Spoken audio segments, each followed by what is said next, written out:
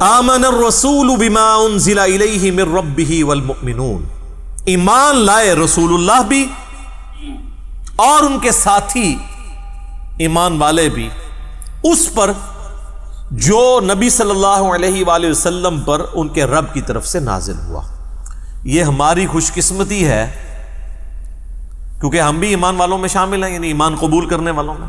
تعویل خاص میں تو صحابہ ہیں اور پھر قیامت تک جو لوگ بھی ایمان قبول کریں گے، کہ اللہ نے اہل ایمان کا ذکر اپنے پیغمبر کے ایمان کے ساتھ کیا ہے۔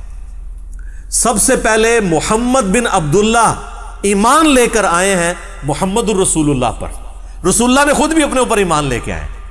یہ بڑی باریک بات ہے، یعنی اللہ تعالیٰ پیغمبروں کا دل ایسا بناتا ہے کہ جب ان پر فرشتہ نازل ہوتا ہے تو ان کو اس بات پہ استقامت ملتی ہے کہ یہ فرشتہ ہی آیا ہے، کوئی شیطان نہیں میری طرف آیا۔ یہ جو دل کا پختہ ہونا ہے ایمان کے اوپر کہ واقعی اللہ کا پیغمبر ہوں، یہ اللہ کی طرف سے ہوتا ہے۔ جب نبی علیہ السلام پہ پہلی وحی نازل ہوئی تو نبی صلی اللہ علیہ وآلہ وسلم سب سے پہلے اپنے اوپر ایمان لے کر آئے۔ اسی کو کہا جاتا ہے کہ محمد بن عبداللہ ایمان لائے محمد الرسول اللہ پر، اور اہل ایمان بھی۔ کل آمن باللہ وملائکتہ وکتبہ ورسلہ۔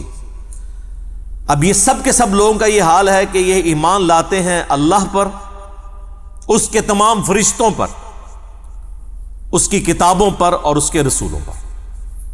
تو عقیدہ توحید اور رسالت اس میں کور ہو گیا، آخرت کا ذکر تو بعد میں آ جائے گا۔ فرشتوں پر ایمان، کتابوں پر ایمان بھی توحید اور رسالت کی کیٹیگری میں ہی فال کرتا ہے۔ فرشتوں کو اللہ نے پیدا کیا اور پیغمبروں پہ ہی کتابیں نازل ہوتی ہیں۔ بڑی تین کیٹیگریز وہی ہیں، عقیدہ توحید، عقیدہ رسالت اور عقیدہ آخرت۔ لا نفرق بین احد من رسلہ، ہم رسولوں میں ایمان لانے میں فرق نہیں کرتے، ایمان سب پہ برابر کا ہے۔ یہ جو سورۃ البقرہ میں آیات آئی تھی نا، تلک الرسل فضلنا بعضهم علی بعض، تو اس میں نے عقیدہ تفضیل بین الرسل اور تفریق بین الرسل کے اوپر ڈیٹیل سے گفتگو کی تھی کہ رسول ایک دوسرے پہ فضیلت رکھتے ہیں، یہ عقیدہ بالکل درست ہے، لیکن اس کی بنیاد پہ کسی رسول کی تنقیص نہیں ہو سکتی، اور تفریق تو کر ہی نہیں سکتے کہ آپ رسولوں میں ایمان لانے میں فرق کر دیں۔ جس طرح کہ جیوز نے حضرت عیسیٰ کو ماننے سے انکار کر دیا، بنی اسرائیل کے باقی سارے پیغمبر مان لیے تو وہ بھی کافر ہیں۔ کرسچنز نے حضرت عیسیٰ کو مان لیا لیکن ہمارے نبی صلی اللہ علیہ وآلہ وسلم کا انکار کر دیا، وہ بھی کافر ہیں۔ وقالوا سمعنا واطعنا، اور اہل ایمان کی نشانی ہے، وہ کہتے ہیں ہم نے سنا اور اطاعت اختیار کی۔ اور وہ یہودی کیا کہتے تھے؟ سمعنا وعصینا، سنا اور نافرمانی کی۔ نعوذ باللہ۔ غفرانک ربنا والیک المصیر، اے اللہ ہم تیری مغفرت کے طلبگار ہیں اے ہمارے رب، اور ہمیں لوٹ کر تیری طرف جانا ہے۔ یہ لوٹ کر تیری طرف جانا ہے عقیدہ آخرت آ گیا۔ تو یہ تجدید ایمان ہے جو میں نے شروع میں کہا تھا کہ سارے بنیادی عقائد ان آیات کے اندر کور ہے۔ لا یکلف اللہ نفسا الا وسعها، اللہ تعالی کسی جان پر بوجھ نہیں ڈالتا مگر اتنا ہی جتنا اس کی وسعت ہے۔ یہ دنیا کے اعتبار سے بھی ہے، آخرت کے اعتبار سے بھی، اور یہ اللہ ہی ہے، یقین کریں، جو جج کر سکتا ہے، کیونکہ کچھ چیزیں تقدیر میں، حتیٰ کہ صحیح مسلم میں حدیث ہے کہ یہ جو دانائی ہے نا، کسی کا ذہین ہونا، یہ بھی تقدیر سے ہے۔ تمام لوگ ذہانت میں برابر نہیں ہو سکتے۔ البتہ ایک ڈیٹم لیول پہ چیز ہے جو سب کو دی اللہ نے، وہ اللہ کی پہچان ہے، آخرت کی کامیابی وہ حاصل کر سکتے ہیں۔ اس میں اگر کوئی پاگل ہے اس سے تو ویسے ہی اللہ تعالیٰ نے قلم اٹھایا ہوا ہے، اس اعتبار سے سارے برابر ہیں، لیکن جو باقی جو صلاحیتیں ہیں ظاہر ہے ہر بندے کو ڈیفرنٹ اللہ نے دی ہیں۔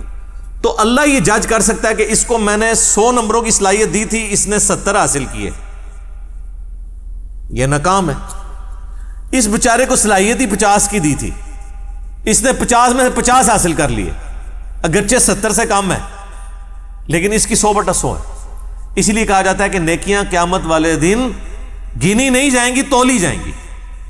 کسی شخص کی ایک نیکی کسی کے 1,00,000 نیکی کے برابر بھی ہو سکتی ہے، کیونکہ جو اسے اللہ نے شاکلہ دیا تھا، سورہ بنی اسرائیل میں سے کہا گیا نا کہ شاکلہ، گیون سرکمسٹانسز، جو ماحول دیا گیا، کچھ چیزیں آپ کو تقدیر کے اعتبار سے دی گئیں، ظاہر ہے وہ تو آپ چینج نہیں کر سکتے، انہی حالات و واقعات میں آپ بیسٹ کتنا پرفارم کر سکتے تھے.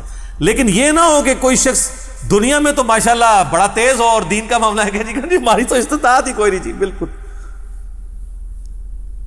ٹائم ہی نہیں ملتا جی. ٹائم سارا تو دنیا نو لایا، ٹائم تو کتوں لبے، فوٹو کاپی ہوندی ٹائم دی.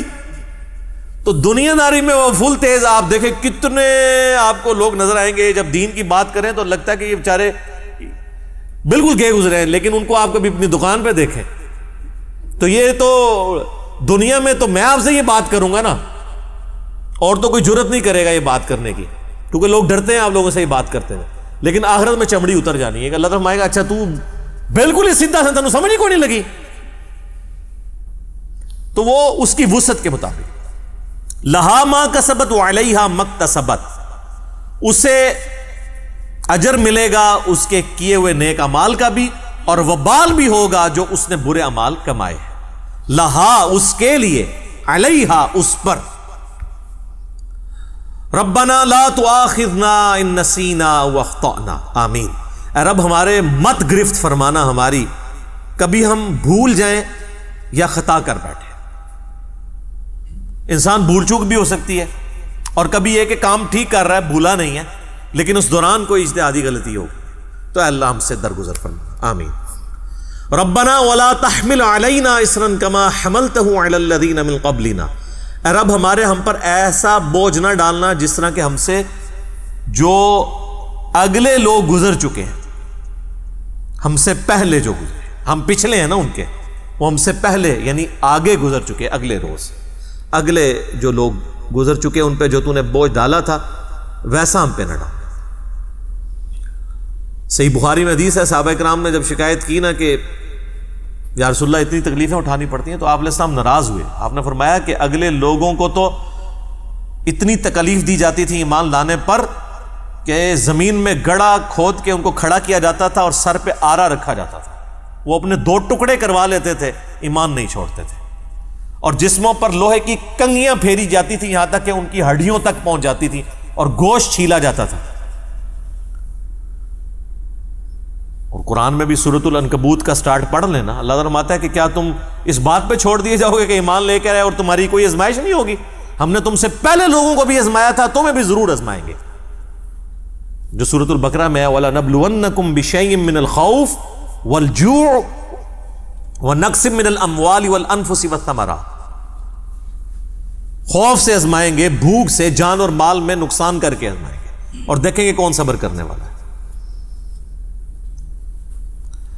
ربنا ولا تحمل علينا اصرا كما حملته على الذين من قبلنا ربنا ولا تحملنا ما لا طاقة لنا به، اے رب ہمارے ہم پر ایسا بوجھ نہ ڈالنا کہ جس کو لے کر ہم چل نہ سکیں. ایسا بوجھ نہ ہو، یعنی ہمارے معاملات بھی چلتے رہیں اور ہمیں جو شریعت کی پابندیاں ہیں اس کو بھی ہم ایگزیکیوٹ کرتے رہیں. ایسا نہ ہو کہ ایسے حالات و واقعات بن جائیں کہ ہم تیرے احکامات کی پیروی نہ کر سکیں حلال اور حرام کے اعتبار سے. واعف عنا، اے اللہ ہم سے درگزر فرمانا، آمین.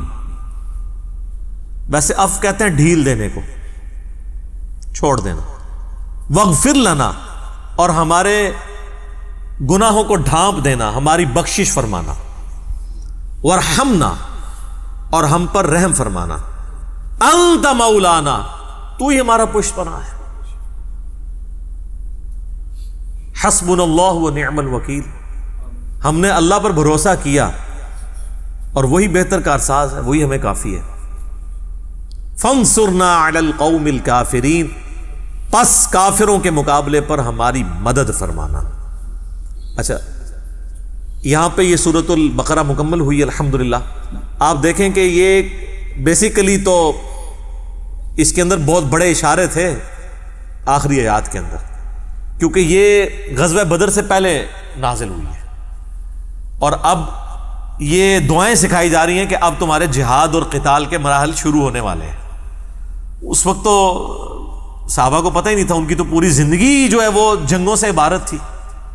یعنی آخری دفعہ ہی مل کے جاتے تھے اپنے گھر والوں کو، چاہے بدر میں گئے ہیں، احد میں گئے ہیں، خندق میں گئے ہیں، خیبر میں گئے ہیں، اور پھر حضور کے بعد بھی قادسیہ اور یرموک بھی لڑنی پڑی، ہزاروں لوگ شہید ہوئے، تو اس کے یعنی تمہید کے طور پہ یہ صحابہ کرام کو تعلیم دی جا رہی ہے کہ اب تم پہ مشکل حالات و واقعات آنے والے ہیں، تیاری کر لو، یہ دعائیں اللہ تعالیٰ سے مانگتے رہو اور اللہ کی طرف رجوع رکھو تاکہ اللہ تعالیٰ کافروں کے مقابلے پر تمہاری مدد فرمائے، آمین۔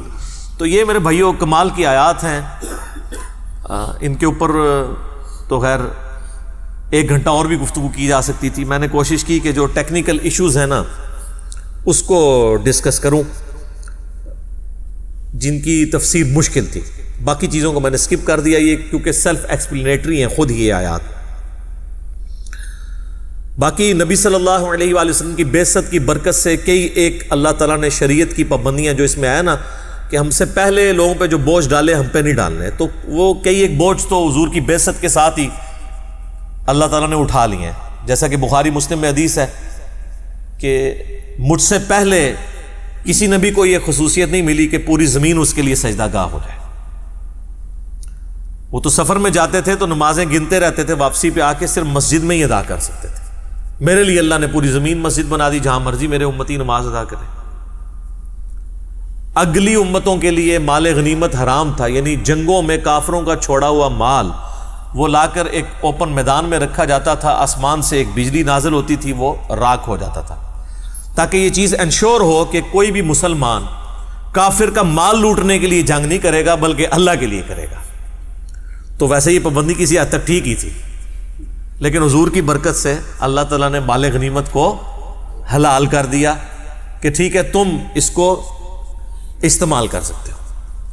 اور پھر آپ کو پتہ ہے غزوہ احد میں پھر مس ہینڈلنگ بھی ہوئی، اس کے اوپر سرزنش بھی ہوئی، 60 آیات نازل ہوئی سورہ آل عمران کی کہ تم نے نبی صلی اللہ علیہ وآلہ وسلم کی نافرمانی کی ہے دنیا کے مال کی وجہ سے، اور اس سرزنش کا فائدہ ہوا کہ پھر اس کے بعد صحابہ کرام کو جنگ ہارے نہیں ہیں، ڈسپلن کبھی اپنا لوز نہیں کیا، کیونکہ اللہ تو پھر قادسیہ اور یرموک بھی دیکھ رہا تھا نا کہ اس کے بعد اتنی بڑی بڑی جنگیں ہونے والی ہیں اور وہاں تو پوری دنیا کے خزانے ان کے ہاتھوں میں لگنے والے ہیں، تو پہلے ہی ذرا اس اعتبار سے ان کی تربیت کی جائے کہ اللہ کی رضا کے لیے سارے کے سارے معاملات ہونے چاہیے۔